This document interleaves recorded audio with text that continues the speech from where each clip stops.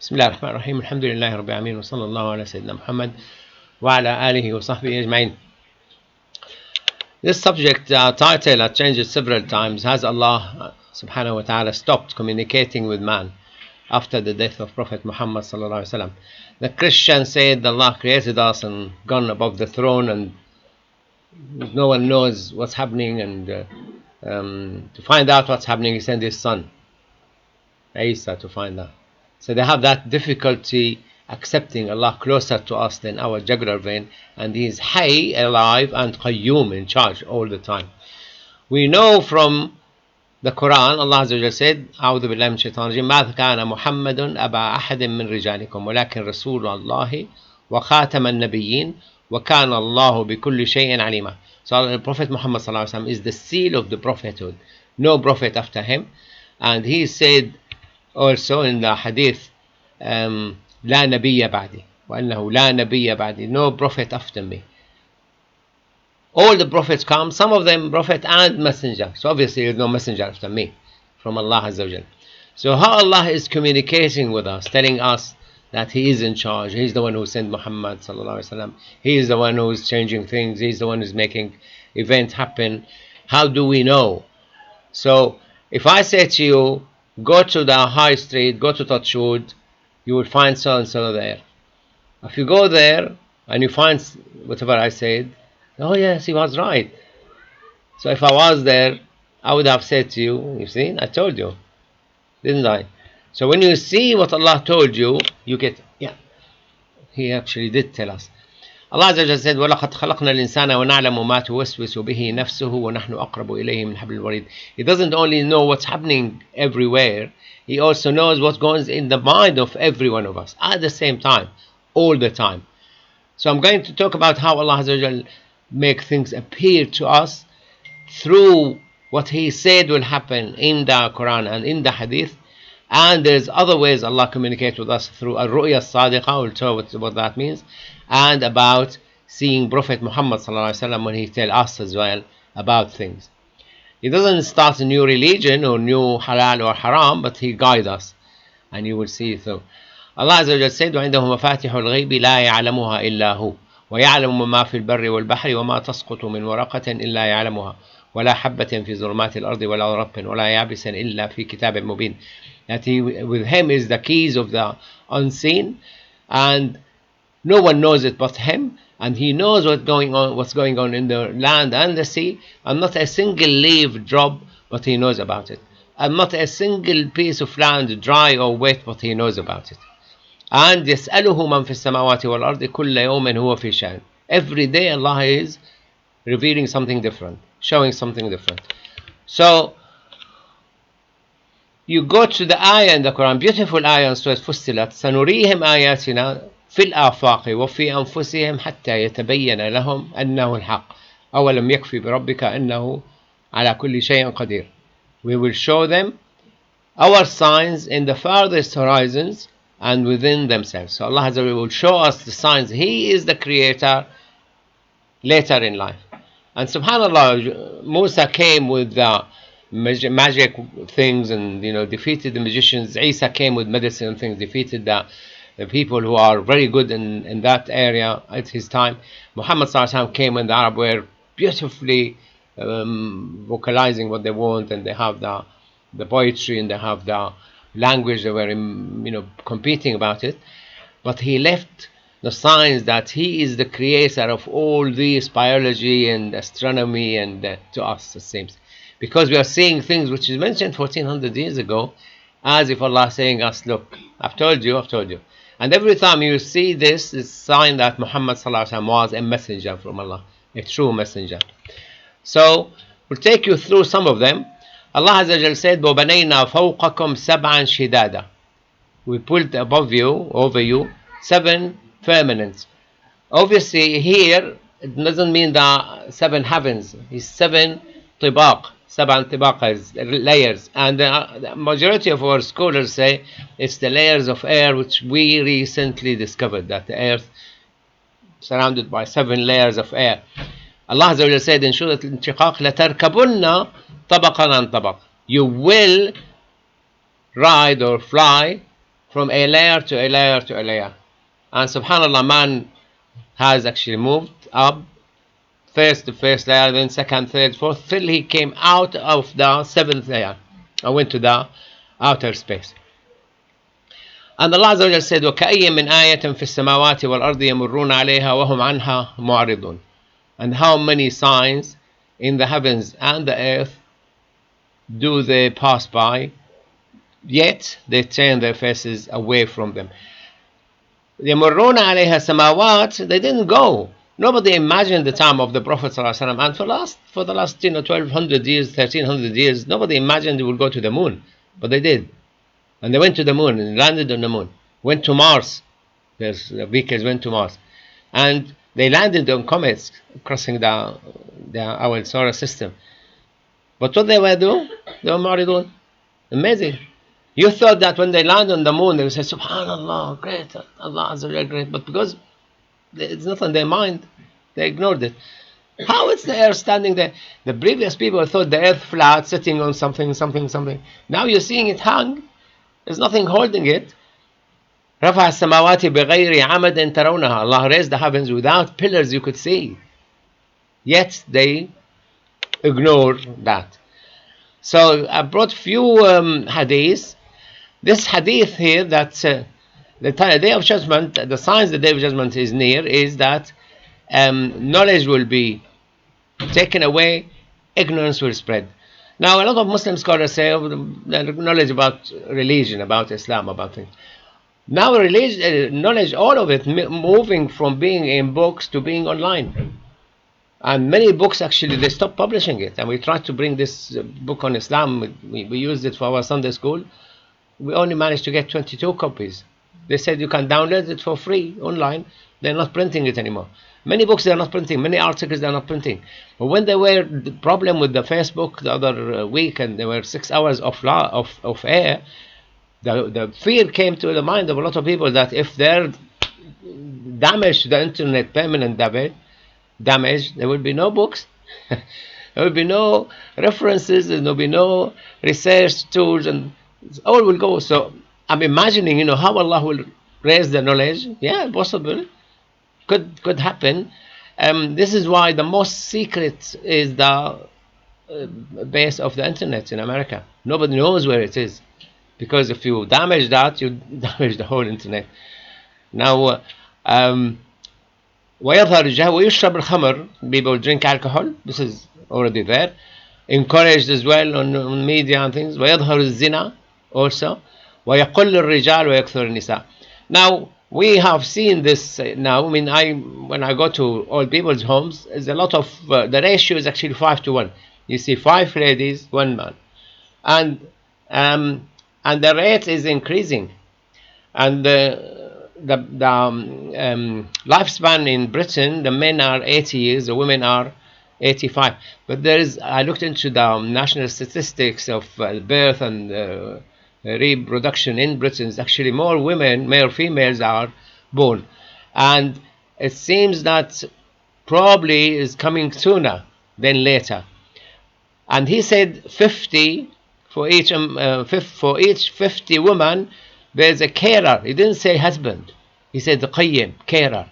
And you go to old people's home, there's a few carers, a lot of women and few men. Sometimes there's no one single man sometimes in the home. Or sometimes neither patients or carers, male carers. This hadith is لا تقوم الساعة حتى يتباهى الناس في المساجد. The day of judgment will not happen until people proud of building beautiful mosques. So isn't Allah talking to us? I've told you this, I've told you that. My messenger told you this. He is from me, because the information he gave you is true. You've seen it with your own eyes in the 21st century. لا تقوم الساعة حتى يتطاول الناس في البنيان. The day of judgment will not take place until people compete with building tall buildings. When you listen to how much he spent, how much money and how much challenge he kept, he wanted his Burj to be the tallest in the world, and now still the tallest. But there's so many tall buildings as well. And أنس بن مالك قال لا تقوم الساعة حتى يتقارب الزمان. فتكون السنة كالشهر والشهر كالجمعة والجمعة تكون جمعة كاليوم واليوم كالساعة والساعة كالضربة بالنار. Day of judgment will not take place until time shrink, and the year become a month, and the month become a week, and the week become a day, and the day become an hour, and the hour become like setting fire somewhere. You will only understand this hadith when you know they use the cesium clock, atomic clock, to measure whether when you are moving in high speed, will your time shrink or not. And they put atomic clock in an aeroplane and moved around the earth, and another cesium atomic clock in NASA, and that was 4,000 portions shorter than, out of 9 billion, shorter than the one in NASA downstairs. So when you move in high speed, your time shrink. Or by just moving in plane and you doing a lot of things in short time, but could be physically your time is shorter, because Einstein said the faster you are, the shorter your time. This hadith, لا تقوم الساعة, Day of Judgment will not take place until the man kills his neighbor, his brother, his father. And subhanAllah, this happened a lot by people from Daesh and ISIS and Qaeda. And this guy, Khalid ibn Hilal al-Mi'wali, he killed his father, his brother, and his mother, and he went to the Prophet's mosque, wanted to explode the mosque. He was caught by the gate, and he ran with the guard, followed him, and he exploded in the car park 5 years ago, if you remember that. So, did happen. A lot of people actually killed their own family because, oh, you are kafir. Because they put in their mind, if he doesn't do what you are doing, you're kafir. Like one took, just put a cigarette in his mouth and he shot him. How dare? So it's actually happened. So isn't Prophet Muhammad ﷺ his messenger from Allah? Yes. How did he know it will happen now? What's the question? Oh, I don't know. What does it do to you? If it kills you, haram, because you'll be committing suicide, and the smoking kills, so it's haram. Anything kills you, you'll be killing yourself slowly or fast, both haram. Then what about sugar? I eat a lot of sugar. No, what you need to look into, the Prophet ﷺ said, "Man akala min at-turab faqad aana ala qatli nafsihi." Whoever ate earth, he helped to kill himself. So if you eat something which you know is going to damage you, you're killing yourself. Killing yourself slowly or fast. But if you, probably you're not going to die if you eat, but you see a lot of diabetic, and you say to them, for God's sake, reduce your sugar, reduce this, your medication is not working. We're giving you so many insulin, so many tablets, so many this, and they don't. Or you say stop smoking because you have heart attack. I was in charge of cardiology department in Syria in the military hospital, and being in military hospital you have power and authority. So I went to every single patient and looked into the drawer. I took with me a staff with a bin bag. Everyone had cigarettes in his drawer. I just turned it, damaged it, and put it in the bin. Obviously, not a single patient was able to object. They are in a hospital, military hospital, you do as you're told, and orders and things. But they do. He's sitting there. We are looking into his heart, and we're treating his angina or his heart attack, and he's secretly smoking. So, again, the Prophet ﷺ said, لا تقوم الساعة حتى يمر الرجل بقبر الرجل فيقول يا ليتني مكانك. Now, with things that I mentioned in Jumu'ah today, God forbid, if you come and, member of your family practicing homosexuality and things, and it's haram in Islam, and you can't stop him, it's not against the law, whatever. Many dads probably will wish to be dead. Many dads will be, I don't want to live. Time of the Prophet ﷺ, not the time of the Prophet, we'll go a bit later. Imam Ibn Hanbal, and he saw slight things appearing from a leg of a woman, and he said, oh my God, corruption started. Just the little bit of her leg appeared. So what he will say if he come to our time. So another hadith, the day of judgment will not take place until the money will increase, and until a man come with his zakah and nobody is there to receive it, and the Arab land will become gardens and countryside. And it's actually happening in the Gulf. There's a lot of places now turning green. And he said the Arab land. He said Ardul Arab. He didn't say France or subhanallah. I mean, the hadith is pinpoint, area or time or practice. Yaksur al-mal, money is there a lot, abundance. I mean, there's so much money. I mean, you go there. I went with my wife to look in Dubai, in perfume, buy a bunch of. How much that? 4,000 what? Dollar. $4,000. $4,000. You can. I mean, in the bag, $10,000. It's just, who is buying it? I stopped in Munich once, and we went to a shop, and the Rolex, £238,000. I said, we bought our house at that time, 135,000. I said, do you sell anybody? He said, if we don't sell, we'll close and go. We are selling. So the money is in abundance in places, but probably is general, probably later. So much money printed by America, 10 trillion last year. There's 2 years that they gave people money while they're sitting in lockdown, and a lot of Muslims here, they don't find poor to give them the money. They send it abroad. We send the car abroad, and we send all the charity abroad. You go to another hadith. لا تقوم الساعة حتى يقبض العلم ويكثر الرجال.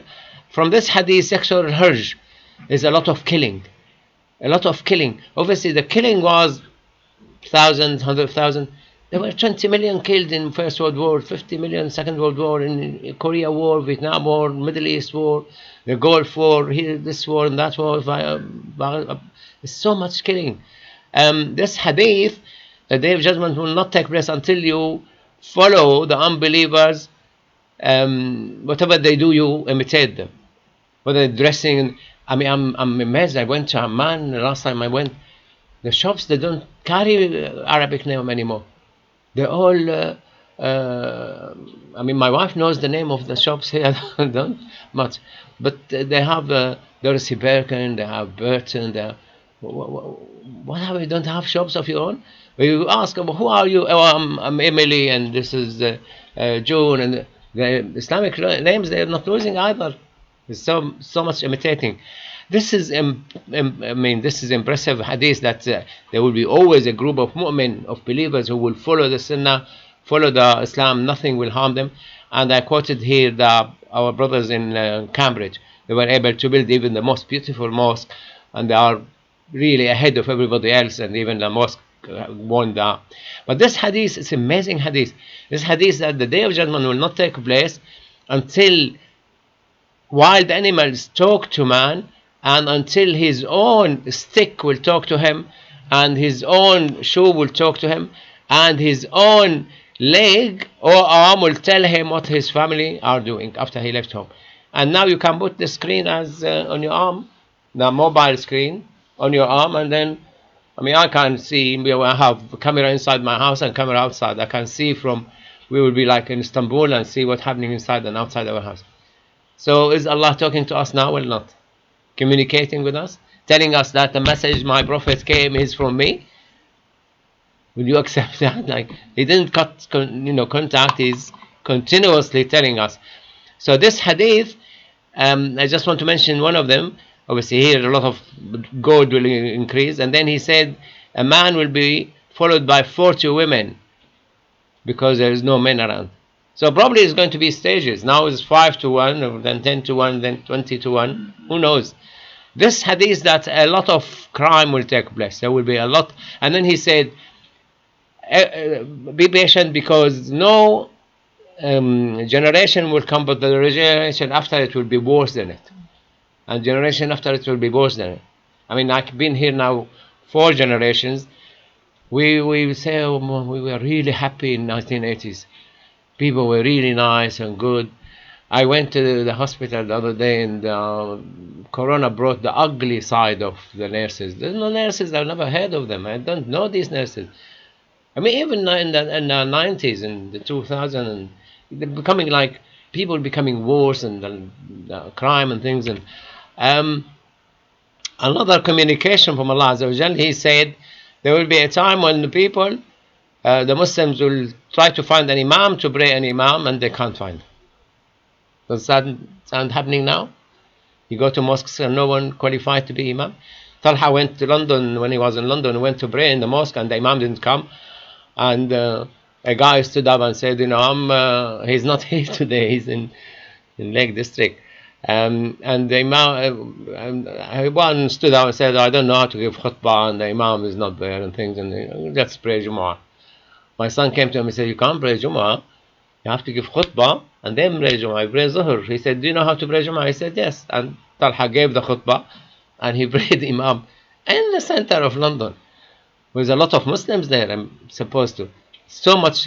This hadith, the Prophet ﷺ said, two group of people I haven't seen, that people, they have they whip people with it, and women dressed and undressed at the same time. I didn't bring you a picture of that. I'm relying on your imagination. But I brought, and women, their hair is like the asnimat al-bukht, like this, going up. And it's not happening only here. We're told by one of the teachers in Damascus that the head teacher stopped a girl coming to school with the hair like this. And you know what was inside?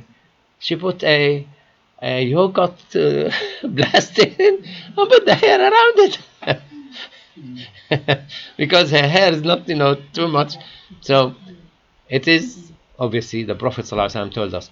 The Day of Judgment will not take place until there will be years when people will be cheating other people, and the liar will be accepted, and the one who tells the truth, he will be rejected, and they will trust the cheater, and they will mistrust the trustworthy, and the Ruwaybida will be in charge. And they said, what's the Ruwaybida? He said, the Tafeh, Rajul Tafeh. What Tafeh, Marwan?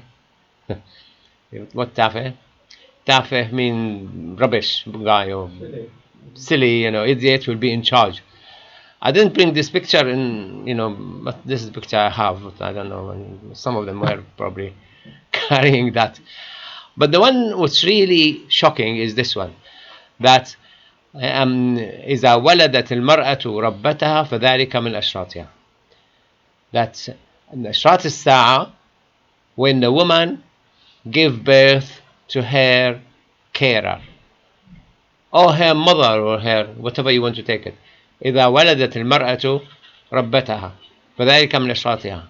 وإن كان الحفاة العراة رؤاس الناس فذلك من أشراطها. حفاة العراة, those who were in the desert pushing the camel and the cow and things, they become the leaders. So how would a woman give birth to her daughter? So this lady took an embryo which is 1 year younger than her. So she is 29, the daughter biologically 28, implanted in her, and she gave birth to her. This one, the embryo was 27 years old. So if a woman took it, the woman is 14 or 16 years old, the woman will be 13 years younger than her daughter. Now this 28 years, the embryo 28 is frozen, and then the woman who carried her, and she gave birth, and this is, like I said, like record breaker. So imagine this is actually the 28 years old fertilized egg, defrosted, given to this lady who is 14 years old, who gave birth to a girl who will be biologically 29 years old. So this 29 years old, her mother is 14 years old. If she was allowed to grow when she was fertilized, she will be the carer of her mother, of her. She will be, the girl will give birth to her carer. Now this lady is called, the Melanie Bolvin. She is 35. That's in 2007. She had trouble with conceiving and she had fertilized eggs, gave birth to this daughter. Until when she went to court, and the court allowed her to freeze the other fertilized eggs she had, and she donated them to her daughter. So when the daughter is 20, she will take that fertilized egg and she will be the first to give birth to her sister. The daughter gave birth to her sister. The case which I was watching on Channel 4, but I couldn't get the record to bring it to you. She gave birth to a girl called Lucy. So Lucy, her mom had test tube baby, and she had fertilized egg. And as I understood it at that time, they split it because you can have identified twin. Sometimes it's split by itself, fertilized egg split between or four sometimes. And they took this piece of it, which is Lucy's daughter. So this is Lucy, and gave daughter. They took her daughter, part of Lucy, implanted it in the mom who gave birth, who gave the fertilized egg. And the mom gave birth to Lucy's daughter. This is Lucy, this is her daughter. And this lady carried the daughter of Lucy and gave birth to the daughter of Lucy. When the daughter of Lucy became at the fertility age, they kept that frozen egg. And they've, oh great, we still have the frozen egg. They put it in the womb of Lucy's daughter, and she gave birth to Lucy. So I just want to search even more. Probably ask Channel 4 how they can get and things. You want the key? You want the kitchen? No.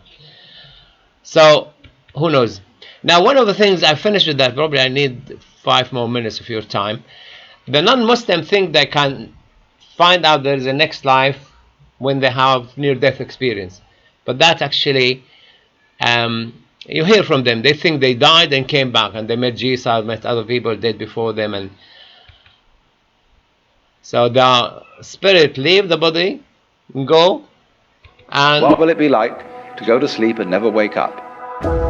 I'm up here and I'm looking down at these doctors who are trying furiously to get my heart, I guess, started again. I realized that I could even see my physical body. I had that whole white light thing. I remember that I had traveled through this amazing light. I also felt something which I can only describe as a feeling of unconditional love. Loving and gentle, really, and okay. And Really? There's nothing to be afraid of. It's one of the great wonders of life. It'll pose the next question to you. What was it like to wake up after having never gone to sleep? I'll skip a bit more.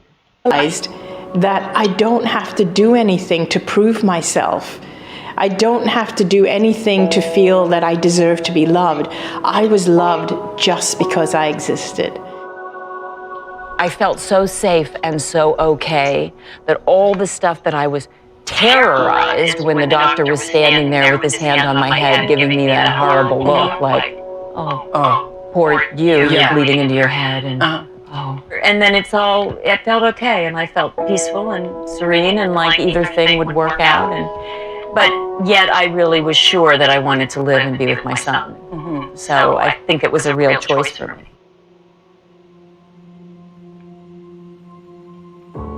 I encountered my deceased father. My father had died 10 years prior, and I felt that he was there to greet me, and he wanted me to know that it wasn't my time.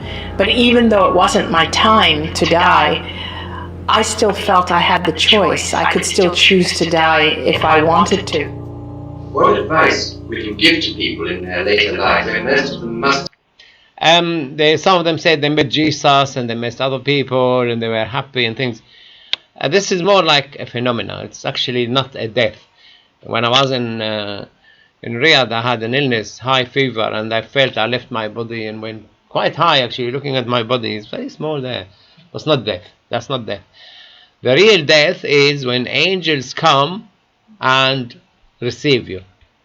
So in Islam, when you are a baby in the womb of your mom, trying to find the, where is it now? Yeah. When you are a baby, the angel come and give you the spirit, blow into you the soul, the spirit, and you become a human, fully human with the spirit. When you die, the angel come and take your soul and go up to heaven. If show you, get you the other slide. والقاهر فوق عباده ويرسل عليكم حفظة حتى إذا جاء أحدكم الموت توفته رسلنا وهم لا يفرطون. Allah is domineering and irresistible and watching his servants, and he sent angels to protect you. But when death come to you, توفته رسلنا, your soul will be taken, your spirit will be taken by his angels, the angels of death. They will come and take your spirit and go. If the person was kafir, unbeliever, Allah Azza wa Jalla said, فَكَيْفَ إِذَا تَوَفَّتْهُمُ الْمَلَائِكَةُ يَضْرِبُونَ وُجُوهَهُمْ أَدْبَارَهُم. Punishment starts from the time of death. So you will encounter the angels coming, they will talk to you, and they will either the punishment start, or إِنَّ الَّذِينَ قَالُوا رَبُّنَا اللَّهُ ثُمَّ اسْتَقَامُوا تَتَنَزَّلُ عَلَيْهِمُ الْمَلَائِكَةُ أَلَّا تَخَافُوا وَلَا تَحْزَنُوا وَأَبْشِرُوا بِالْجَنَّةِ الَّتِي كُنْتُمْ تُوعَدُونَ. Or the angels will comfort you.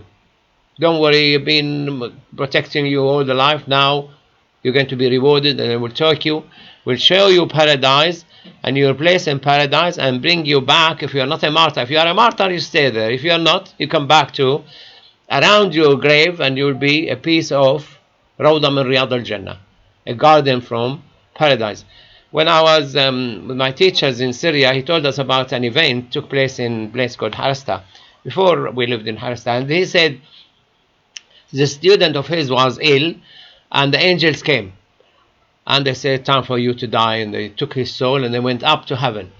When they reached the sky, the first sky, they were told, no, that's not the guy. The one who's supposed to die is his next door neighbor, and they gave him the name, and they took him back, and then he started hearing the shouting from next door. But he met the angels welcomed them and took him up. So near-death experience is not. The two ways which Allah Azza wa Jal talk to you, definitely passing a message to you, is al-ru'ya as-salihah. And the Prophet ﷺ said, a good vision is a 41 or 46 part of prophethood. So if Allah Azza wa Jal wants you to know something really for sure, Allah will make you see it in your dream, it come true. I can say, one incident happened to me when I saw in my dream one of our managers left. He was a very good manager, and he was in the interview when they appointed me. He was good to me. He helped me. I helped him. Nice guy. And then he left and disappeared. They changed the system and he moved somewhere else. And we didn't see him for 2 years. And then he came at 11 o'clock before lunch, and he came to my office and he told me about his telephone number and where he's working and whatever. And woke up, went to work. 11 o'clock, he walked in, and I stood up. I was shocked. And he said, what happened to you? I said, never mind. And then I asked him and things. And my wife also had similar views. She lost her earring. So she saw in her dream that her earring is actually that she woke up and went out shopping and went to the car and she found the earring by the wheel. So, yeah, a dream. But when she woke up and went outside, she looked at the wheel. The earring was there. So the Prophet ﷺ, for 6 months, he was getting ru'ya salihah. He used to see things and happen exactly as he saw it. This is why for 6 months out of the 23 years, it's 1 of 46 portion. So Allah Azza wa Jalla will tell you something, and He will tell you the most important one, that Allah knows the future. Allah knows that will happen in this time, this place, this. And the other one is seeing the Prophet sallallahu alaihi wasallam. because he said that من رآني في المنام فقد رآني فإن الشيطان لا يتمثل في صورته. When you see, and a lot of Muslims saw the Prophet ﷺ, and a lot of them gave them good news and comfort them and told them answer of things. Imam Shazli, he said when he wrote his word, not a single sentence he said, but he checked it with the Prophet ﷺ. Can I add this? Can I add this? When Mahmoud Zinki was not winning, a man came to him and he wanted to tell him a hadith of the Prophet. He said, but you need to laugh first, because when the Prophet told us the hadith sallallahu alaihi wasallam, he was laughing. So I want you to laugh or smile to tell you the hadith. He said, I'm in so desperate case and desperate situation, I can't smile. And the guy saw Prophet Muhammad sallallahu alaihi wasallam, and he said to him, go back to Mahmoud Zinki and say to him, Allah Azza wa Jalla will make you win the next war, and the sign that you will win, that when you were doing tahajjud last night, you made a prayer to Allah. He said, oh Allah, make your army win, never mind Mahmoud da so and so, like I'm rubbish, I'm donkey, I'm whatever, dog or whatever. So when he came and told him, and when he heard that he will win the war, he smiled. He said, I'll tell you the hadith now. And he told him the hadith. When also another incident, when Imam Sha'rawi was, somebody came to him and he said, oh, I saw Prophet Muhammad sallallahu alaihi wasallam, and we went to a house and the house was dark, and there were a man carrying a lamp. He said, no, he said, there's were dark, and then he said, did you have a lamp? He said, yes, we did have a lamp. He said, who was carrying the lamp? I was carrying the lamp. So Imam Sha'rawi was in the dream with the other guy. When they came to Imam Abu Hamid al-Ghazali, a guy asked him about the meaning of كل يوم هو في شأن. So every day Allah is doing something different. He said, what Allah is doing today? Imam Abu Hamid al-Ghazali couldn't tell. He said, I'll tell you tomorrow. And the next day, the guy, what Allah is doing today? I don't know. And I'll tell you tomorrow. He went to his books and he went to ask friends and things. No answer. And then the third day he saw Prophet Muhammad sallallahu alaihi wasallam, Imam Abu Muhammad al-Ghazali. He said to him, أمور يبديها ولا يبتديها. Allah unravel things. Allah doesn't start from the start. So he went back and he was keen, where is that? And he read, what Allah is doing today? He said, أمور يبديها ولا يبتديها. أمور, he unraveled it, exposed it, make it. I mean, laser beams could have been discovered by Adam. The nuclear power, the electric cars, whatever, but Allah unraveled it at the right time. And the guy said, you should increase salah and salam to the one who taught you the meaning in the dream. So it seemed that guy was in the dream with Abu Hamid Ghazali when Muhammad sallallahu alaihi wasallam was. So that's way of communication. Allah Azza wa Jalla guaranteed that will carry on. I mean, I mentioned this probably the first time to you. I did see Prophet Muhammad sallallahu alaihi wasallam around 15 years ago, and he said, I'm Rasulullah. I asked him things, and then he said, if you do so and so, you will see me again. Then I did what he said. After 10 years, I saw him again. Alhamdulillah. And I asked him a question, because one of the things, how is the Prophet في قبره حي? He's alive in his grave. And he showed me how and things, and we walked with the Prophet. So this is to increase your belief in Allah Azza wa Jal, and to increase your believe that this is from Allah Azza wa Jal. So show you, Allah guaranteed to show you the signs in the furthest horizon within yourself, the time, wherever you are, 20th century, 21st, 1918, Allah will guarantee that Allah will expose something in front of your eyes. Oh my God, is this possible that Muhammad sallallahu alaihi wasallam said this 1400 years ago?